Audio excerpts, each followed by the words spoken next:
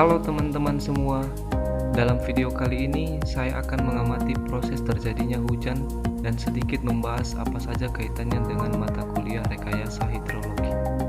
Berikut tampilan videonya.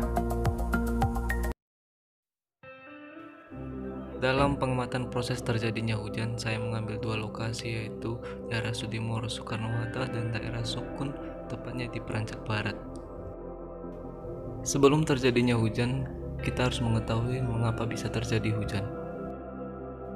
Terjadinya hujan karena air yang ada di permukaan bumi mengalami penguapan, berubah menjadi uap air. Penguapan tersebut dapat berasal dari makhluk hidup maupun bukan makhluk hidup. Penguapan yang berasal dari makhluk hidup biasanya terjadi pada tumbuh-tumbuhan yang disebut dengan transpirasi.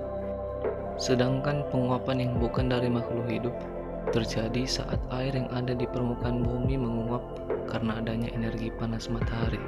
Proses ini proses perubahan molekul dalam keadaan cair menjadi gas, disebut dengan proses evaporasi. Penguapan pun terjadi pada air yang terdapat dalam lapisan tanah atau bebatuan di bawah permukaan tanah yang disebut dengan groundwater. Proses penguapan yang terjadi baik dari makhluk hidup maupun bukan dari makhluk hidup biasanya dikenal dengan evapotranspirasi.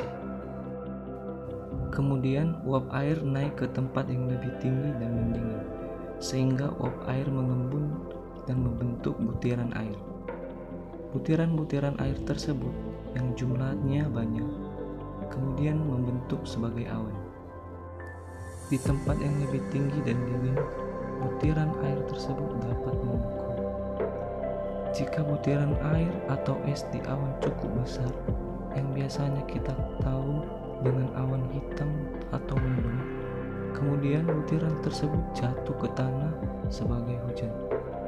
Butiran-butiran air atau es yang membeku tadi sebelum menjadi air hujan, butiran tersebut bersentuhan dengan udara yang lebih panas di bawahnya sehingga mencair dan menjadi air hujan yang kita kenal. Pada lokasi pengamatan pertama saya, di sini kondisi awan yang hitam atau mendung, tetapi dengan kondisi angin yang tidak kencang. Pada lokasi ini tidak terjadi hujan.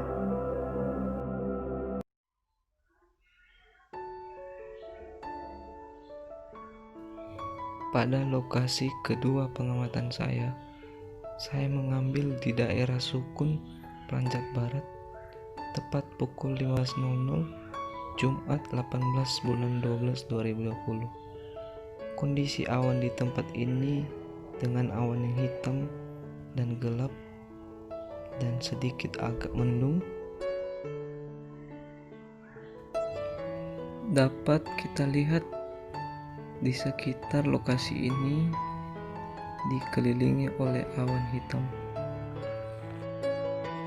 Awan hitam tersebut terbentuk karena adanya butiran air atau es yang membeku di awan cukup besar.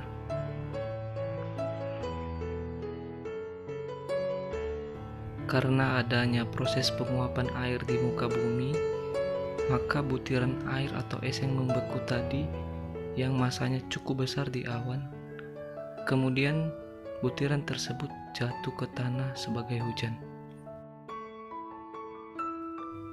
Dapat kita lihat kondisi langit di tempat ini hampir ditutupi oleh awan hitam. Di lokasi ini pun butiran air hujan sudah mulai turun dalam bentuk rintik-rintik atau yang sering kita kenal dengan gerimis.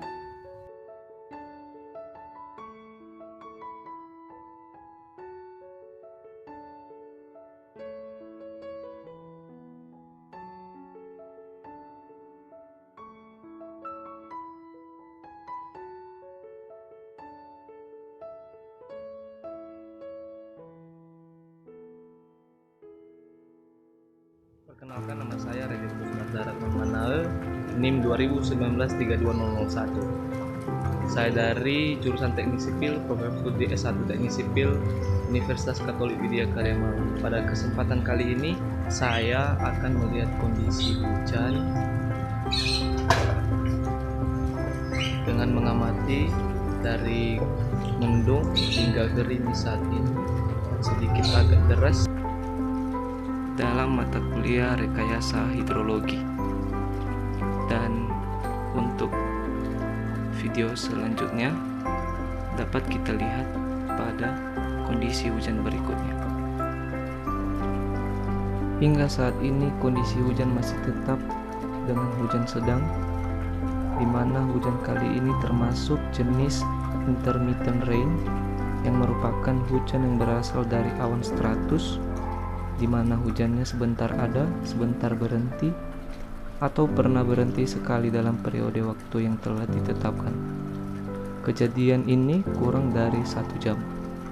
Besar butiran endapannya mulai dari 0,5 sampai 4,0 mm dengan kriteria intensitas hujannya termasuk dalam hujan sedang dengan CR 2,0 sampai dengan 3,9 mm per jam.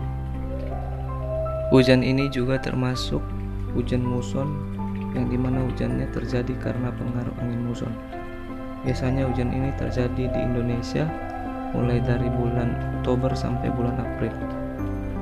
Pada kondisi ini adapun proses intersepsi yaitu terjadi selama berlangsungnya curah hujan dan setelah hujan berhenti sampai permukaan tajuk vegetasi menjadi kering.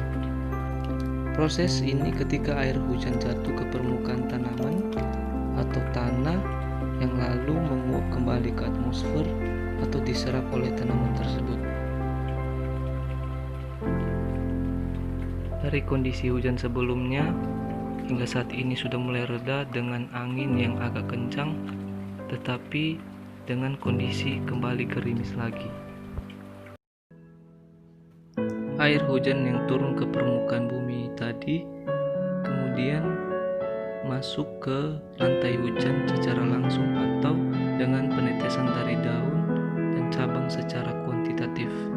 Biasanya disebut dengan droplefall. Adapun juga air limpasan yang berasal dari air hujan yang mengalir di atas permukaan tanah. Air hujan yang mengalir tersebut mengalir dari hulu ke hilir yang kemudian bermuara ke sungai, danau, dan laut yang disebut dengan runoff. Selain itu ada juga air yang merembes ke bawah tanah dan menjadi air tanah atau proses penyerapan air ke dalam tanah yang biasa disebut dengan infiltrasi.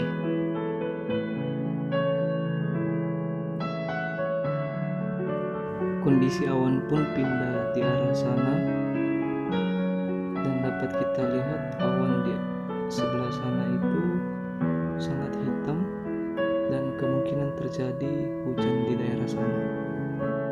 Dari sini daur air mengulang lagi tahap yang telah dijalaninya. Hingga saat ini di lokasi kita awan sudah mulai cerah dan sedikit mendung. Demikian video pengamatan proses terjadinya hujan dari saya. Semoga dapat bermanfaat bagi teman-teman semua. Terima kasih.